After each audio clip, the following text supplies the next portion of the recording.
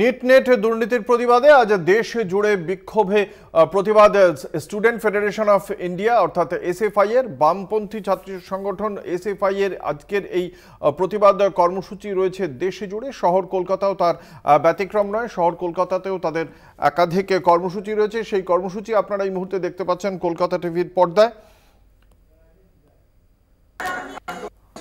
এই এসএফআই এর সঙ্গে অন্যান্য বাম ছাত্র সংগঠনও যোগ দেবে।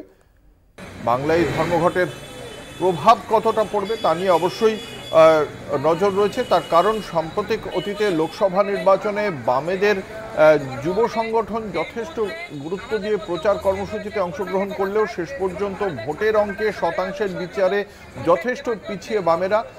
তাৎপর্যপূর্ণ কোনো উন্নতি লক্ষ্য করা যায়নি। ফলে সেক্ষেত্রে নিট দুর্নীতি নিয়ে তাদের এই প্রতিবাদ কর্মসূচি আদতে জনমানসে বা যুব প্রজন্মের মধ্যে কতটা আলোড়ন তোলে তা নিয়ে অবশ্যই নজর রয়েছে। আজ কলেজ স্ট্রিটের এই কর্মসূচি বাম ছাত্র সংগঠন এসএফআই এর পক্ষ থেকে কলকাতা বিশ্ববিদ্যালয়ের ক্যাম্পাসের সামনেই তাদের এই কর্মসূচি পালন করলেন তারা।